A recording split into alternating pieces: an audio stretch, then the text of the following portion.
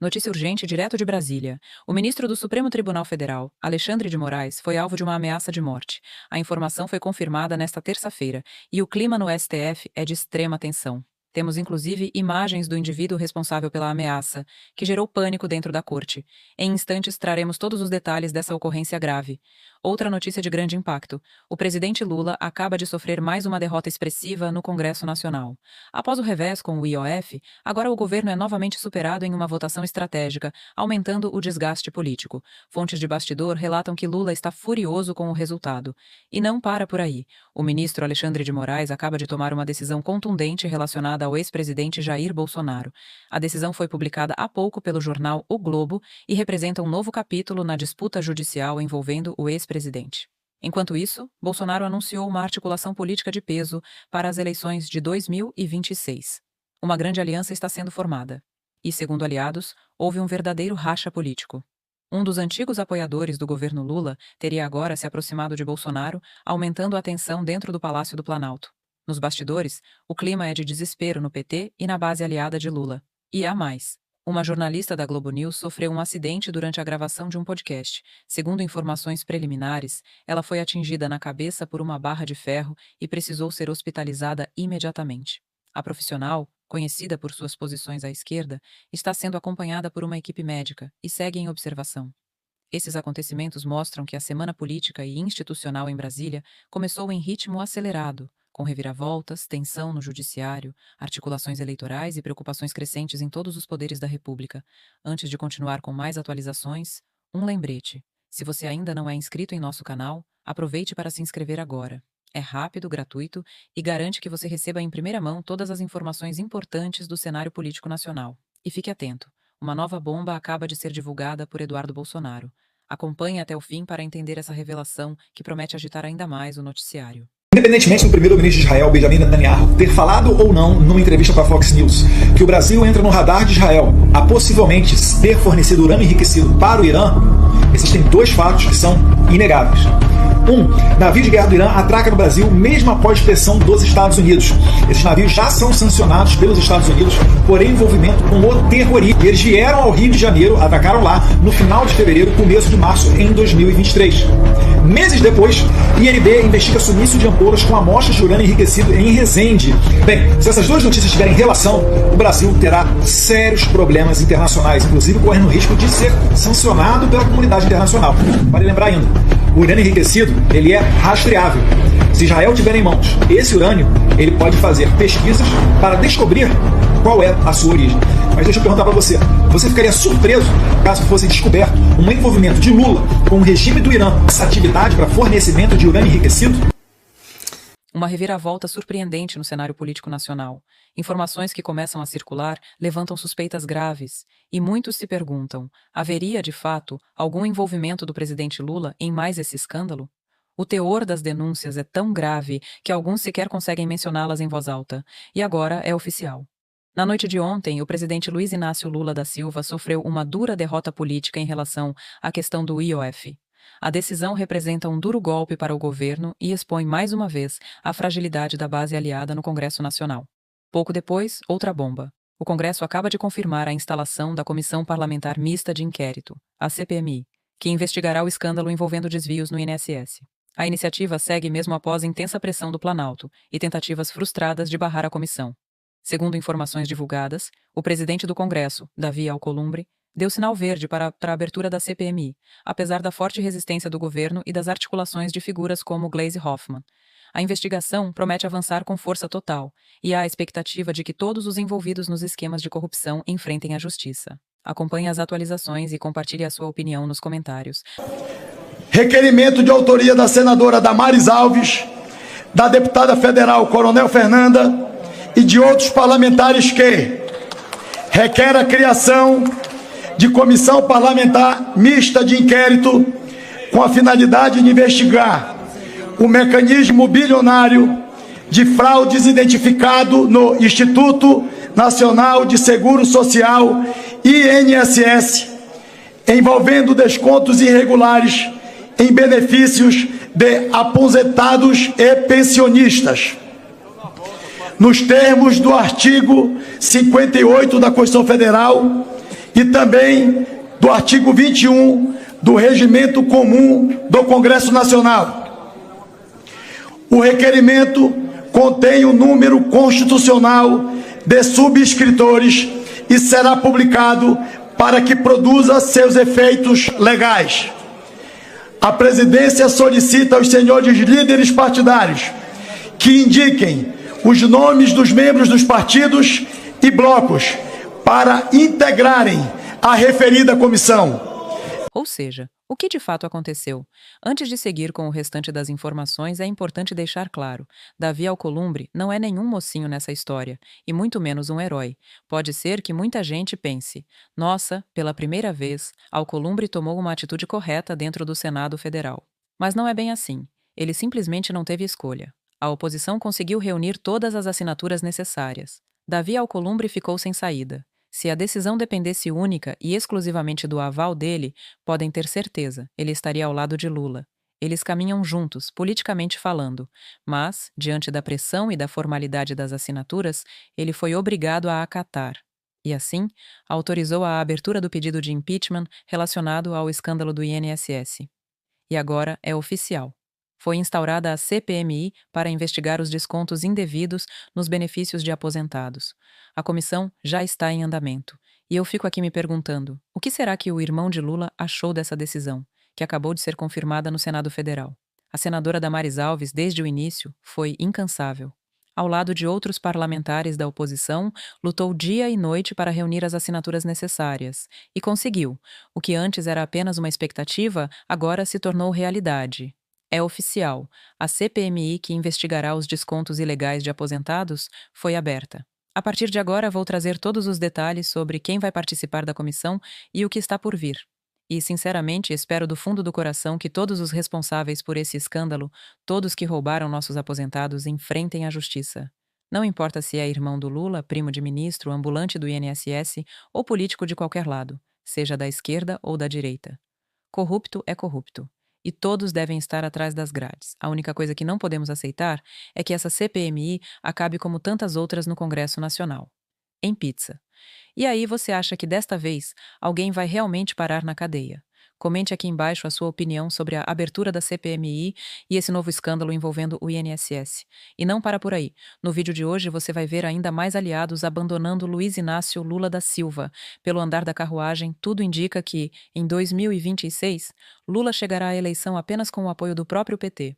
Um a um, os aliados estão deixando o barco. E Lula, ao que tudo indica, vai afundar sozinho. Só assistam. Eu tive que ler 2 vezes para acreditar. Olha, eu juro que eu tive que ler 2 vezes para acreditar. O governo Lula, o governo do PT, se desentendendo com o MST. É exatamente isso. O governo deixando o MST irritado a ponto de despedir a cabeça do ministro Paulo Teixeira, que é o responsável pela reforma agrária. Você vai lembrar, na campanha eleitoral do 3º mandato agora do Lula, ele pegava no pé do agronegócio. O setor é fascista, disse que estava o agro associado a invasões na Amazônia, falou em controlar a exportação de alimentos. Mais de uma vez ele falou que é um absurdo que um país como o nosso, que produz tanto alimento, não conseguir garantir comida barata para o povo, para os mais pobres. Foram tantas declarações de teor agressivo que na primeira AgriShow do governo Lula 2023, o ministro da Agricultura chegou a ser desconvidado da cerimônia de abertura, nunca tinha acontecido. O curioso, a novidade é ver o MST olhando para o governo com desconfiança, reclamando do governo, pedindo cabeça de ministro. E por quê? Porque o governo está enrolando o MST. Porque o governo prometeu fazer e acontecer na reforma agrária, não está fazendo, não está acontecendo. E ainda está brincando com números. De acordo com os dados do governo, no ano passado foram assentadas 70 mil famílias. De acordo com o MST, o governo classifica como assentamento a concessão de títulos de posse para famílias que já estavam assentadas. Claro que tem que dar título de terra, é fundamental, mas dar título não é assentar. Tem casos que são objetivos e deixaram o MST malucos. Lula, ele esteve num assentamento do MST em Minas em abril. Tudo na maquetagem, né? Porque abril é chamado pelo MST de abril vermelho, que é quando o movimento aumenta o número de invasões, aí o governo escolheu abril para visitar um assentamento do MST. E lá anunciou a entrega de terras para um monte de famílias, foi na cidade de Campo Largo. Aí no discurso ele disse, olha, vocês já podem ir para o Banco do Brasil, pode pegar crédito para produzir. Só que se passaram 2 meses e a documentação não saiu. Pior, não vai sair em 2025. E quem está dizendo isso é o governo. E assim, a situação no campo ficou curiosa. O agro que produz, criticado pelo governo. E o MST, que sempre foi parceiro do PT, criticando o governo. É cada uma. É cada uma que a gente vê por aqui. E toda vez que escuto esse tipo de notícia, me vem aquela música na cabeça. Malandro é malandro, mané é mané. O pessoal do MST, que acreditou fielmente em todas as promessas e discursos do presidente Lula durante a campanha eleitoral, agora está enfrentando a realidade. Foram promessas e mais promessas. Vou entregar 70 mil assentamentos, dizia Lula. Votem em mim e darei terra a todos os sem terra.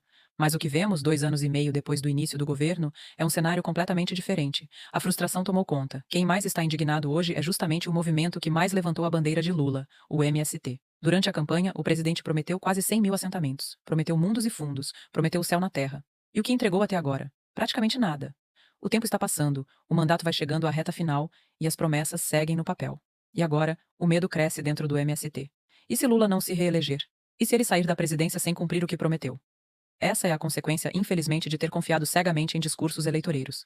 O pessoal do MST foi às ruas, fez campanha, ocupou redes sociais, realizou comícios, tudo em nome de um governo que prometia ser o governo do amor.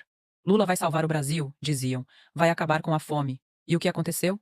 Se frustraram, se decepcionaram. A verdade veio à tona, foram enganados por promessas que não saíram do palanque. E com toda sinceridade, é difícil sentir pena. Acreditaram demais, e agora pagam o preço. E você, o que acha disso tudo? Deixa sua opinião aqui embaixo nos comentários. Agora, antes de seguir com mais informações, quero agradecer a todos que me mandam vídeos lá pelo Instagram. E hoje, um deles chamou bastante atenção. Trata-se de um vídeo do ex-ministro e aliado de longa data de Lula, José Dirceu, passando por uma situação bastante constrangedora, ao vivo, na Globo News. Isso mesmo. Zé Dirceu protagonizou um verdadeiro vexame em rede nacional. E eu nem vou dar spoiler aqui, vou colocar o vídeo na tela para vocês verem com os próprios olhos. Assistam ao comentário de José Dirceu e depois deixem aqui embaixo o que vocês acharam. Sinceramente, é de cair o queixo. Só assistam. A esquerda não errou porque, apesar de tudo que aconteceu conosco entre 2013 e 2019, não repetir, nós voltamos ao governo em 22. É o caso que mais nós ganhamos 5 eleições. Agora, a esquerda se debilitou muito. Segundo José Dirceu, a esquerda não errou. É isso mesmo. Depois de tudo o que o país viveu entre 2013 e 2019, após escândalos, protestos, crises e investigações, para Dirceu nada disso foi erro. Afinal, segundo ele, a esquerda voltou ao poder em 2022. E isso para ele é prova suficiente de que não houve erro algum. A afirmação viralizou. Zé Dirceu afirmou com todas as letras: se Lula e o PT retornaram ao comando do país, então não há o que se discutir. Não houve erro político, não houve falha de estratégia. Para muitos, uma visão completamente desconectada da realidade. E cá entre nós, tem que gostar muito de passar vergonha para defender uma tese dessas em rede nacional. Imagina se não existisse o Supremo Tribunal Federal? Fica o questionamento no ar. Mas o fato é esse. José Dirceu, um dos nomes mais próximos de Lula, acredita que o simples retorno ao poder absolve todo o histórico anterior. Como se vencer uma eleição fosse, por si só, sinônimo de inocência, acerto e legitimidade inquestionável. Você concorda com essa visão? Deixe seu comentário aqui embaixo. A sua opinião é sempre bem-vinda. Agora, mudando de assunto, mas não menos importante, um vídeo está viralizando nas redes sociais neste exato momento. Deltan Dallagnol, ex-procurador da Lava Jato, publicou um comentário forte e direto. Dessa vez, o alvo são os ministros do Supremo Tribunal Federal. O motivo? Uma matéria bombástica publicada pelo jornal O Estado de São Paulo, que denuncia a crescente censura nas redes sociais e aponta diretamente para decisões da Suprema Corte. Deltan foi cirúrgico. Sem rodeios, fez críticas duras à atuação do STF, ecoando o tom editorial do próprio Estadão, que em um movimento raro confrontou abertamente os ministros da corte. Sim, você ouviu direito. Um dos maiores jornais do país, o Estado de São Paulo, criticando o STF por supostas práticas de censura. E Deltan Dallagnol foi além, reforçando que esse tipo de controle nas redes coloca em risco a liberdade de expressão e o debate democrático. Esse é, sem dúvida, um dos vídeos mais impactantes do dia.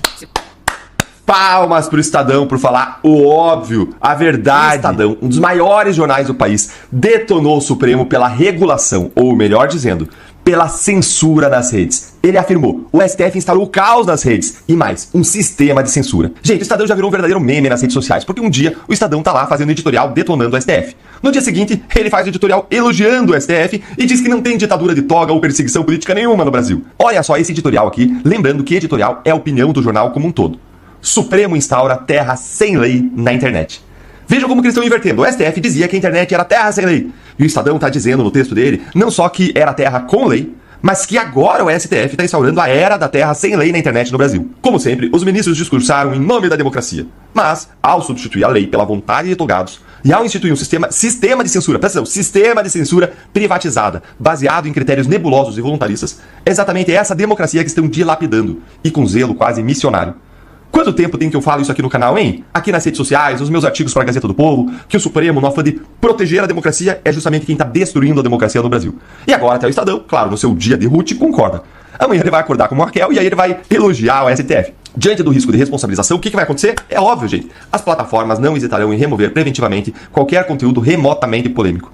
E, como os ministros empregam critérios vaporosos, como desinformação, discurso de ódio ou ataques à democracia, qual vai ser o resultado, hein? É um sistema opaco, arbitrário e coator. Um regime em que calar é mais seguro do que arriscar para as plataformas. O que era para ser exceção vai se tornar regra. A consequência não será outra senão a paranoia e asfixia do debate público. Que porrada!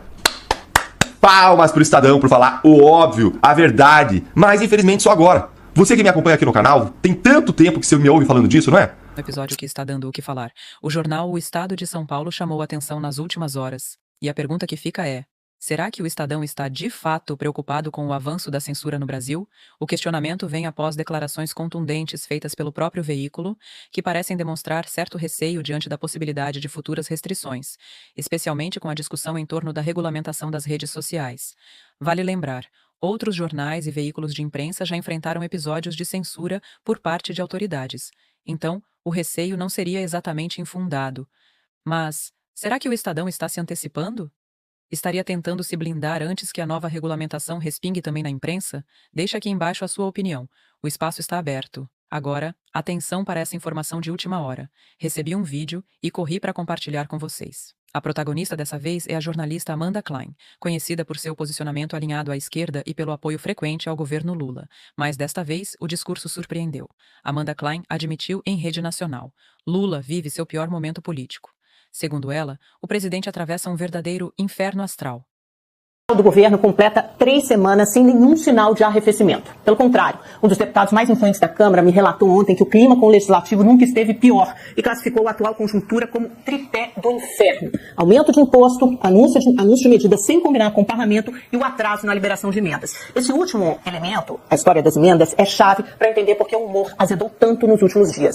Deputados relatam que não podem sequer voltar para suas bases porque são cobrados pelos prefeitos e estão com os bolsos vazios, não têm o que entregar. A ministra Gleice Hoffmann argumenta que a demora em liberar emendas tem a ver com a adaptação do governo às exigências de transparência do STF e o fato do orçamento só ter sido aprovado em março, faz relativamente pouco tempo. Mas a radical foi a decisão do ministro do STF, Flávio Dino, que deu 10 dias para o Congresso explicar o que ele chama de emendas paralelas na saúde. A resposta dos deputados ao que eles classificam de interferência indevida do STF, curiosamente, não é devolver a pancada no Supremo, mas bater no governo.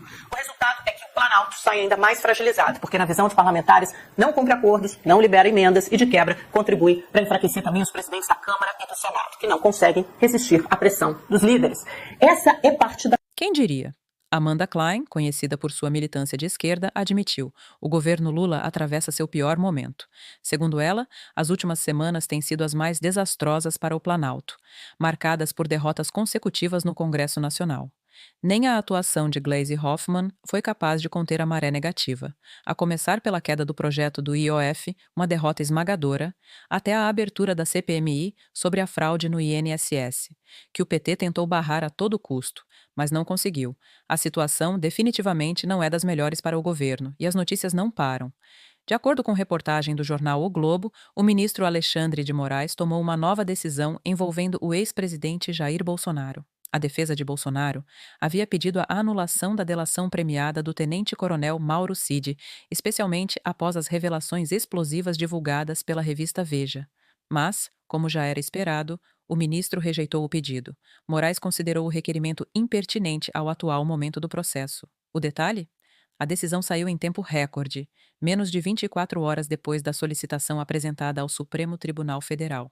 O motivo do pedido, mensagens atribuídas a Mauro Cid, supostamente publicadas em uma conta no Instagram, revelavam bastidores do acordo de delação, diálogos que, segundo a defesa, poderiam comprometer a credibilidade da delação.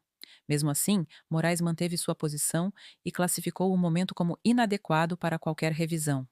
O ministro também analisou pedidos semelhantes de outros réus investigados no núcleo central da suposta tentativa de golpe. A verdade é que a delação de Mauro Cid sofreu forte abalo após as revelações da Veja, e mesmo sabendo da dificuldade, a equipe jurídica de Bolsonaro decidiu agir. Mas a surpresa veio mesmo no campo político. O ex-presidente Jair Bolsonaro demonstrou que está se movimentando fortemente para 2026. Durante um evento agropecuário, ele fez 4 acenos diretos ao presidente do PSD, Gilberto Kassab, conhecido como um dos maiores articuladores políticos do país. Kassab, que comanda o partido com o maior número de prefeituras do Brasil, parece estar na mira de uma aliança estratégica com Bolsonaro. Me deem 50% da Câmara que eu mudo o Brasil, disse Bolsonaro, mirando o apoio do Centrão.